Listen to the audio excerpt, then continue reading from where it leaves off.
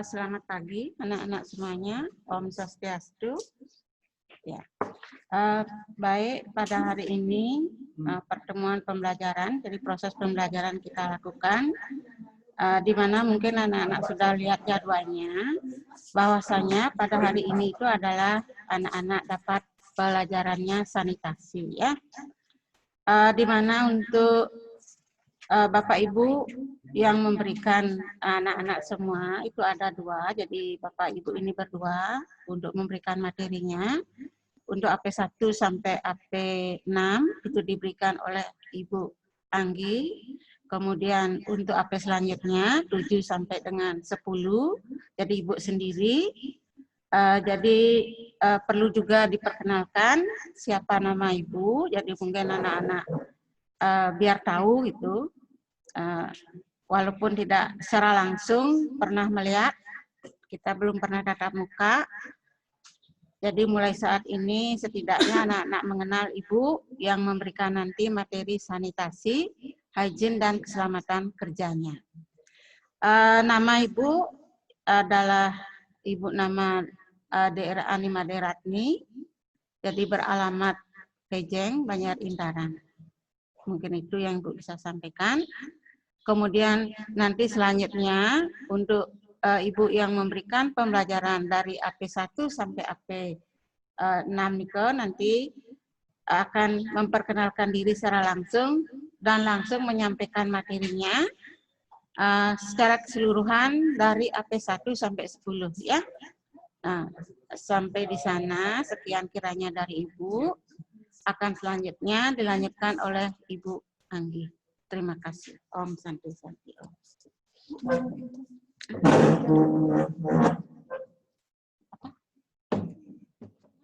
Ya.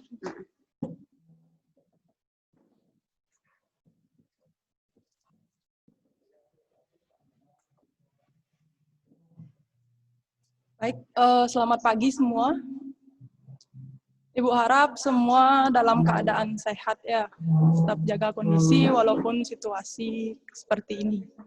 Oke, untuk pembelajaran sanitasi hygiene, jadi sudah disampaikan tadi, akan diampu oleh 2 guru, yang tadi adalah Bu Ratni, dan sekarang saya perkenalkan diri, nama Ibu Putu Agi Ambarsari, kalian bisa manggil saya Bu Agi.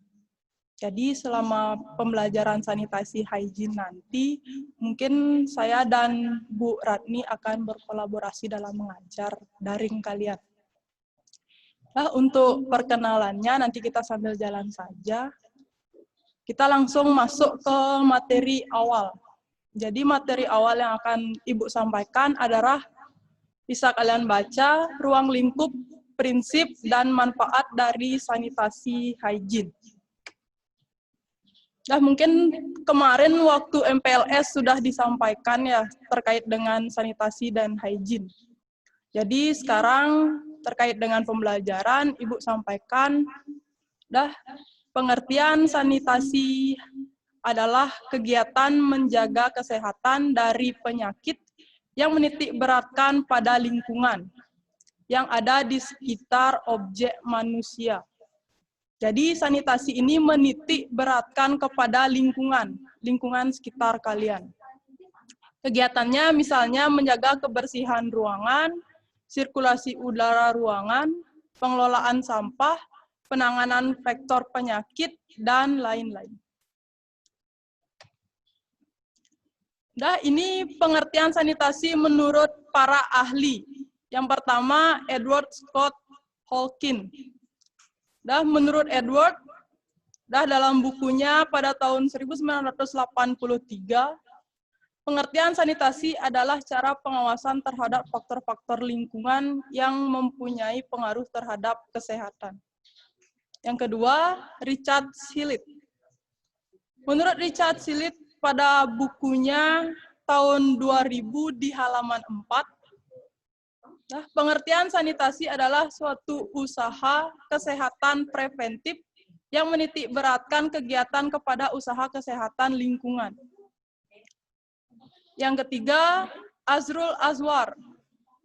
Menurutnya, arti sanitasi adalah cara pengawasan terhadap berbagai faktor lingkungan yang mungkin mempengaruhi derajat kesehatan masyarakat. Dua berikutnya adalah menurut WHO. Pengertian sanitasi adalah pengendalian semua faktor lingkungan fisik manusia yang dapat menimbulkan akibat buruk terhadap kehidupan manusia, baik fisik maupun mental.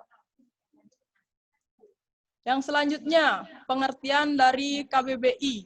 Sanitasi adalah usaha untuk membina dan menciptakan suatu keadaan yang baik di bidang kesehatan, terutama kesehatan masyarakat. Jadi, tetap mengacu pada lingkungan.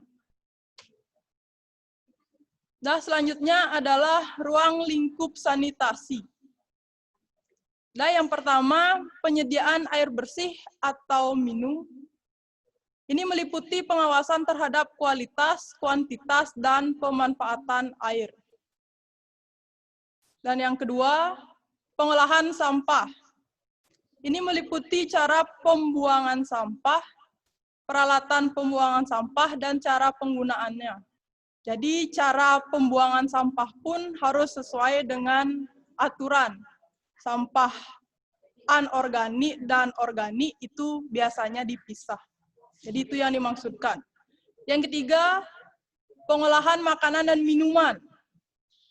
Ini meliputi pengadaan, penyimpanan, pengelolaan, dan penyajian makanan. Pengelolaan makanan dan minuman, ini juga penting. Kenapa? Kalau kalian misalnya nanti menyimpan makanan tidak sesuai dengan prosedur, makanan kalian bisa cepat busuk. Selanjutnya, pengawasan atau pengendalian serangga dan binatang pengerat. Ini meliputi cara pengendalian serangga dan binatang pengerat. Yang kelima, keselamatan dan kesehatan kerja. Meliputi mengikuti kegiatan K3, meliputi ruangan kerja, misalnya dapur, dan cara kerja, dan termasuk juga tenaga kerjanya. Jadi itu semua mengacu ke kesehatan dan keselamatan kerja. Ada ruang kerjanya, jenis pekerjaannya, cara kerjanya bagaimana, dan siapa saja tenaga-tenaga kerjanya. Selanjutnya, tujuan sanitasi secara umum. Nah, jadi sanitasi bertujuan untuk menjamin kebersihan lingkungan manusia sehingga terwujud suatu kondisi yang sesuai dengan persyaratan kesehatan. Jadi persyaratan kesehatan itu tentu harus ada agar sanitasi tetap bisa terjaga. Selanjutnya, sanitasi juga bertujuan untuk mengembalikan, memperbaiki, dan mempertahankan kesehatan manusia.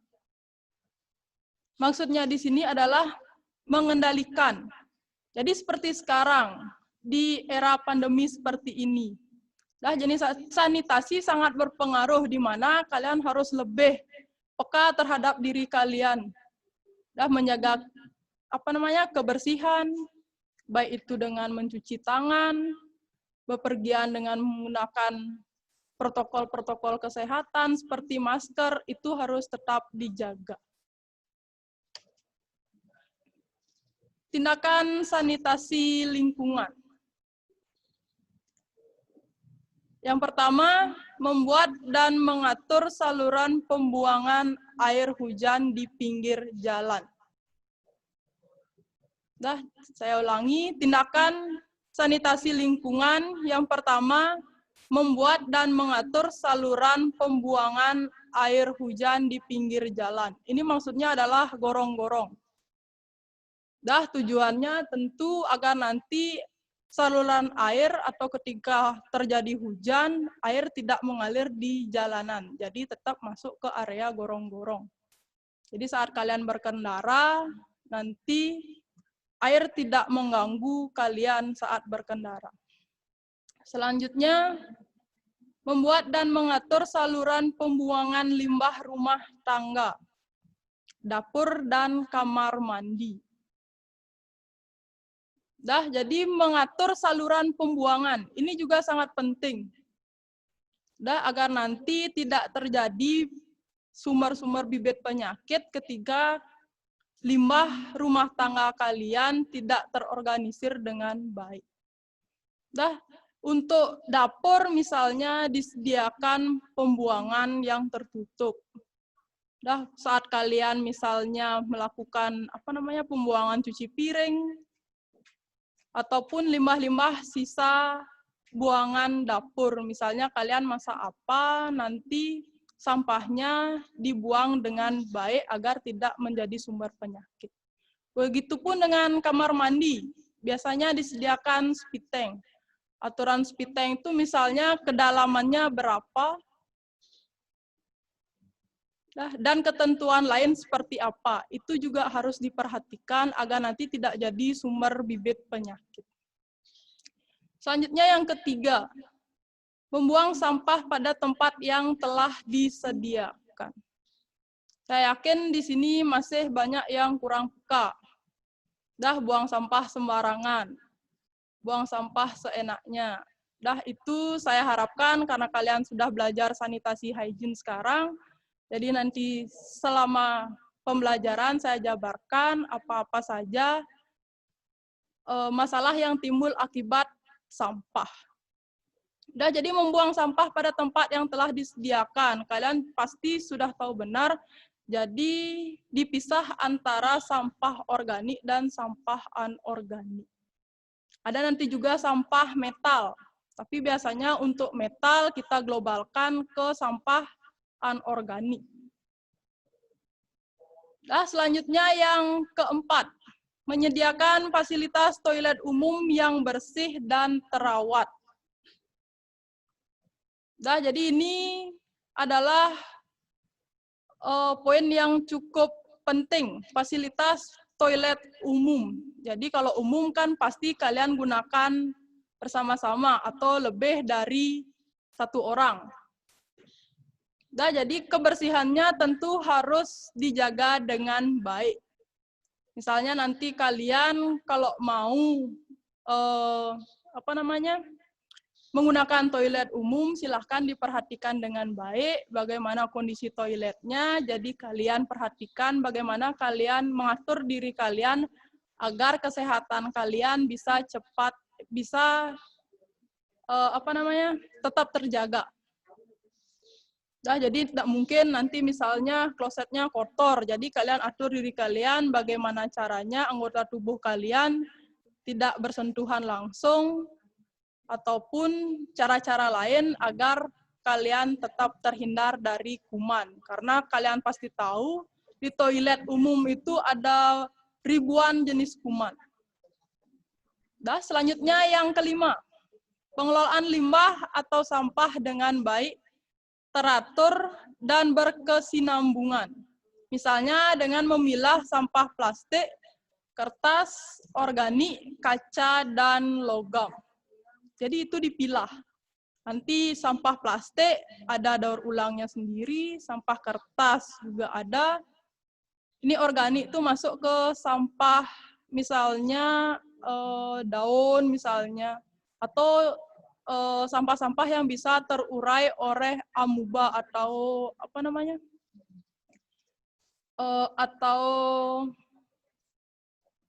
senyawa-senyawa yang bisa meretas ini sampah. Selanjutnya kaca dan logam itu juga ada. Biasanya kalau kaca dan logam itu ada pabrik tersendiri.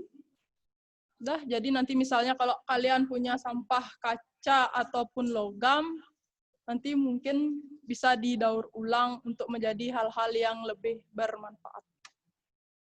Selanjutnya, manfaat sanitasi bagi manusia. Yang pertama, terciptanya kondisi lingkungan yang lebih bersih, sehat, dan nyaman bagi manusia. Yang kedua, mencegah timbulnya penyakit-penyakit menular. Yang ketiga, mencegah atau meminimalisir kemungkinan terjadinya kecelakaan. Yang keempat, mencegah atau mengurangi kemungkinan terjadinya polusi udara, misalnya bau tidak sedap. Yang kelima, menghindari pencemaran lingkungan. Yang keenam, mengurangi jumlah persentase orang sakit di suatu daerah. Jadi kembali lagi, tujuan sanitasi adalah mengacu ke lingkungan. Jadi keenam ini manfaat sanitasi bagi manusia yang perlu kalian terapkan di lingkungan kalian.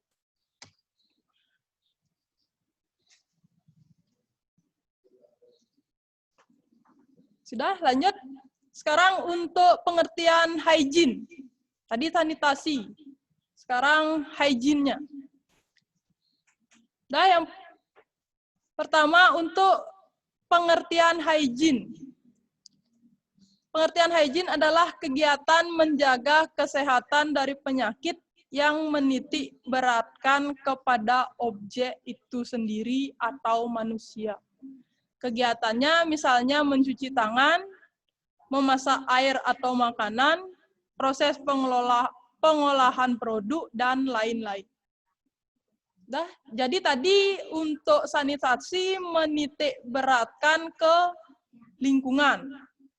Nah, saya ingatkan lagi untuk sanitasi menitik beratkan kepada lingkungan. Jadi kalian untuk lingkungan kalian. Sedangkan untuk hygiene, ini menitik beratkan kepada objek itu sendiri atau manusia. Berarti dari kalian untuk diri kalian sendiri. Dah paham ya perbedaan antara hygiene dan sanitasi? Paham atau tidak? Silahkan mengangguk. Jangan tegang-tegang ya.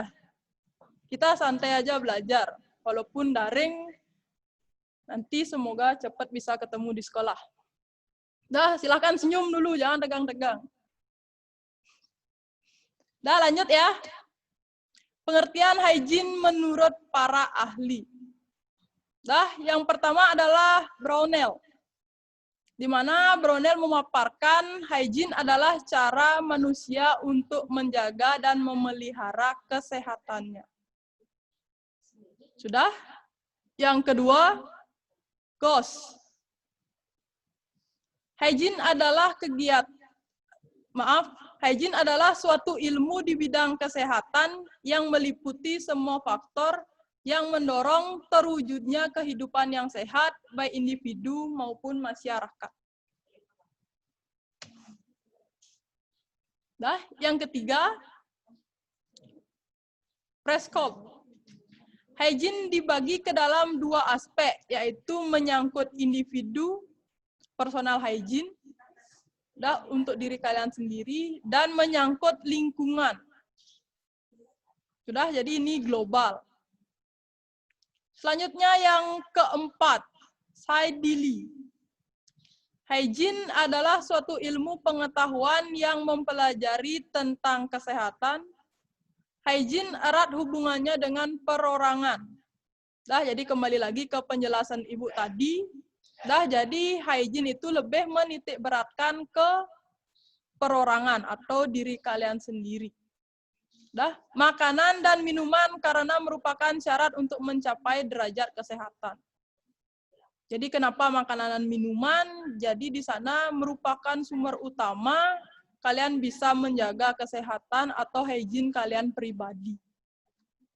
Bisa kita lanjutkan? Silakan mengangguk. Lanjut, menurut Dipkes RI tahun 2004, hygiene adalah upaya kesehatan dengan cara memelihara dan melindungi kebersihan individu, misalnya mencuci tangan untuk kebersihan tangan, mencuci piring untuk melindungi kebersihan piring, membuang bagian makanan yang rusak atau untuk melindungi keutuhan makanan secara keseluruhan. Sama seperti yang sebelumnya. Menitik beratkan kepada makanan. Ini mirip sama penjelasan menurut Dipkes RI. Selanjutnya yang keenam, Undang-Undang Nomor 2 Tahun 1996. Hygiene adalah semua usaha untuk memelihara, melindungi, dan meningkatkan derajat kesehatan badan, jiwa, baik untuk umum maupun perorangan, yang bertujuan untuk memberikan dasar-dasar kelanjutan hidup yang sehat, serta meningkatkan keselamatan dalam keprimanusiaan. Untuk pengertian dari hygiene para ahli sudah cukup jelas ya. Kita lanjut ke ruang lingkup hygiene.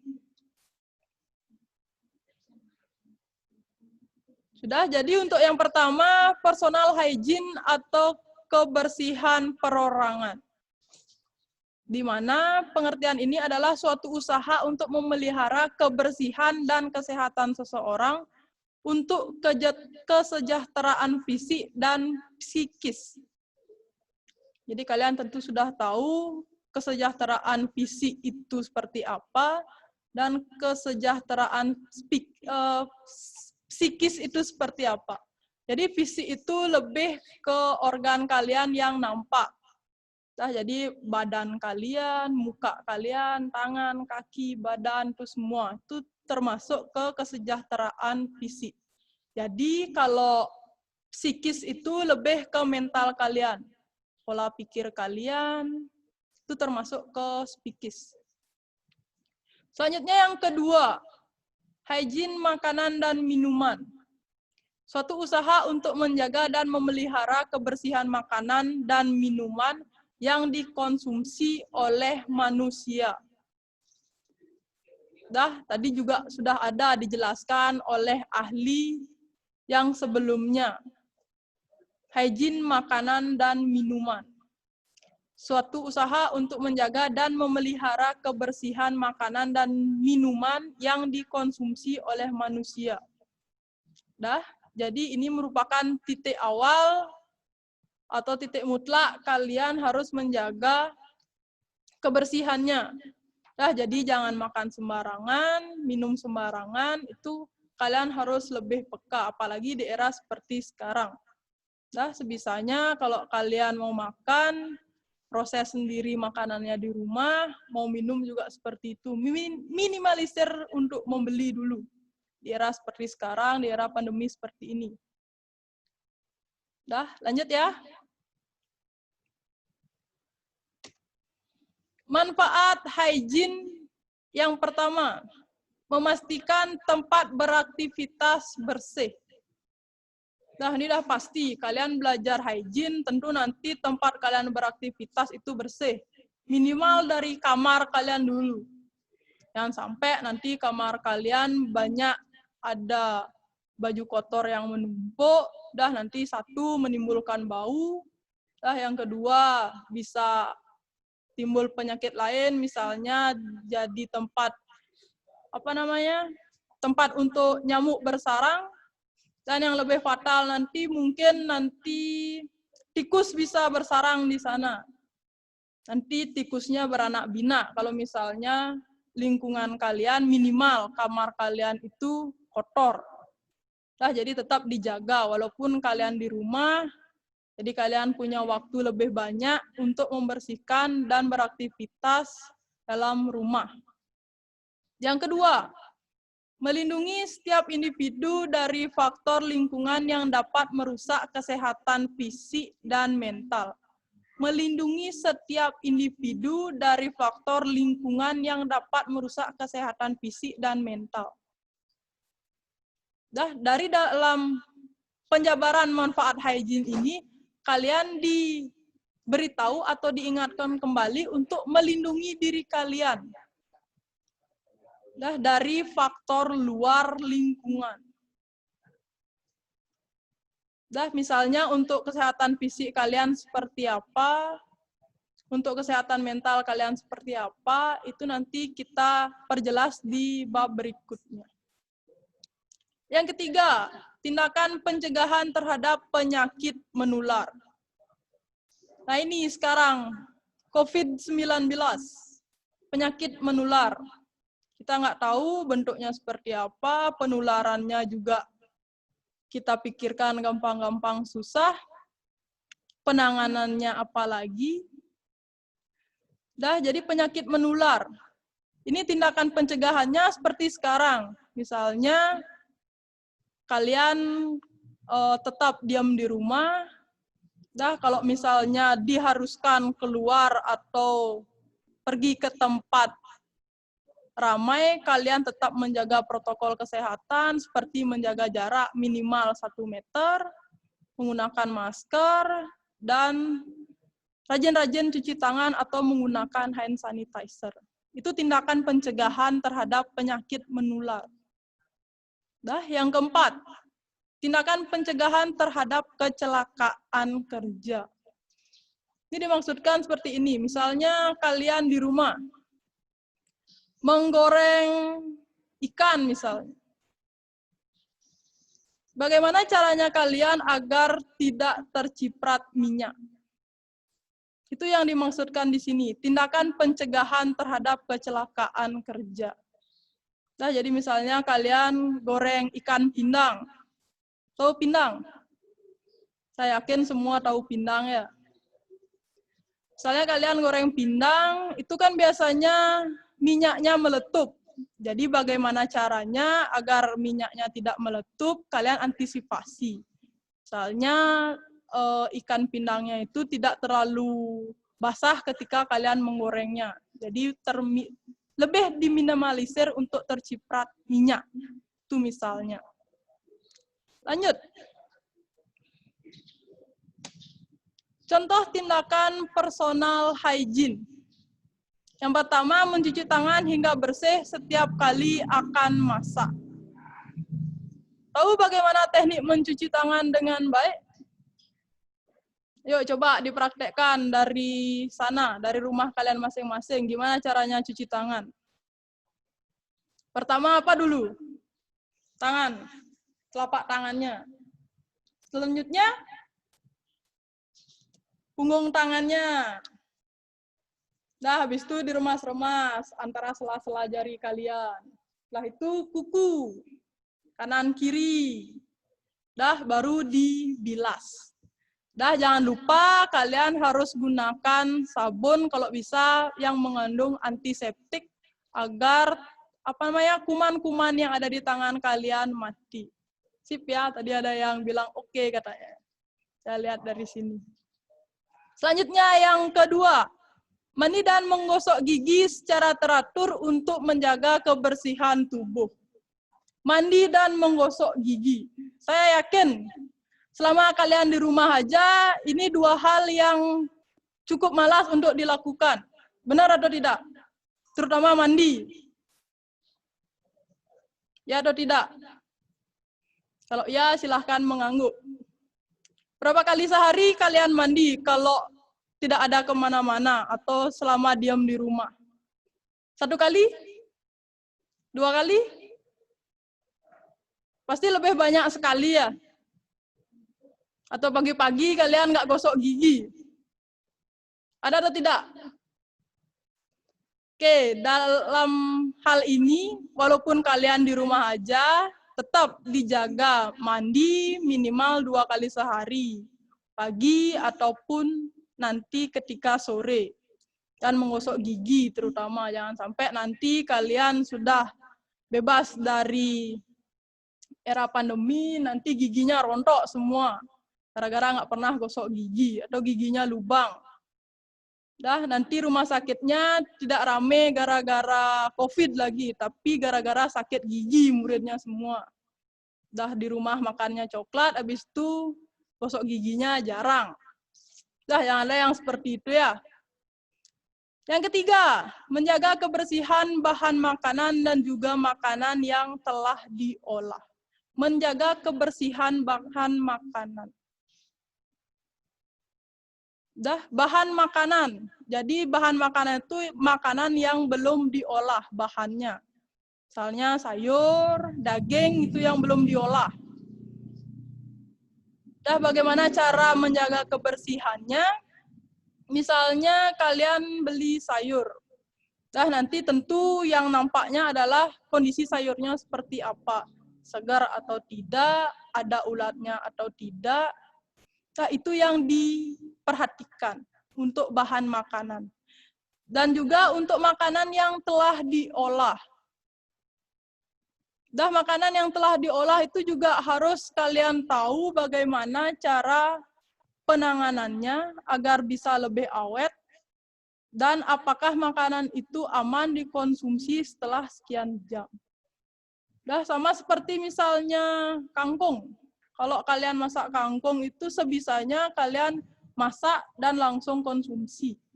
Karena apa? Kalau kangkung itu didiamkan sekitar 3 jam itu akan jadi penyakit, bukan penyakit sebenarnya, seperti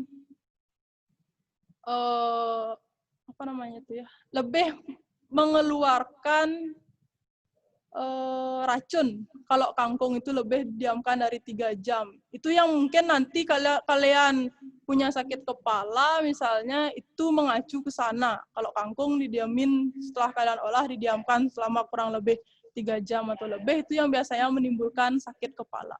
Jadi bisa menjadi racun dia, sekalipun dia sayur. Nah, dan pengolahannya juga harus diperhatikan. Nah, cara pengolahannya seperti apa? Kalau sayur, kalian nggak boleh masak terlalu lama. Nanti kandungan vitaminnya hilang. Jadi percuma kalau kalian makan sayur. Bilang aja makan 4 sehat, 5 sempurna, tapi kalian nggak tahu bagaimana ngolahnya, bagaimana buat makanan itu agar tetap terjaga gizinya, itu harus tetap diperhatikan. Jangan sampai kalian makan wortel buat kesehatan mata, tapi kalian nggak tahu selama kalian mengolah itu kandungan vitaminnya itu sudah hilang. Nah, jadi itu diperhatikan. Selanjutnya yang keempat, menjaga kebersihan semua peralatan memasak dan wadah makanan. Nah, ini menjaga kebersihan semua peralatan masak dan wadah makanan. Nah, jadi misalnya kalau kalian makan, itu piringnya dijaga kebersihannya. Nah, jangan sampai nanti makanan yang sudah kalian olah sedemikian rupa, sudah dijaga, sudah diatur, pengolahannya seperti apa, nanti malah wadahnya yang menimbulkan penyakit. Kan sama aja bohong nanti. Ya ada tidak? Kan piringnya daki sama susut nen. Jadi minimal bersih. Sudah dicuci dengan bersih. Lanjut. Saya sudah jelaskan tadi perbedaan antara sanitasi dan hygiene. Kalian masih ingat atau tidak? Sudah ingat atau tidak? Kalau masih ingat, silahkan unmute, kalian bisa jabarkan apa perbedaan antara sanitasi dan hygiene. Satu orang bisa di-unmute dulu, kalian ngomong apa perbedaan antara sanitasi dan hygiene. Silahkan. Siapa yang mau? Dari 10 kelas? Ada?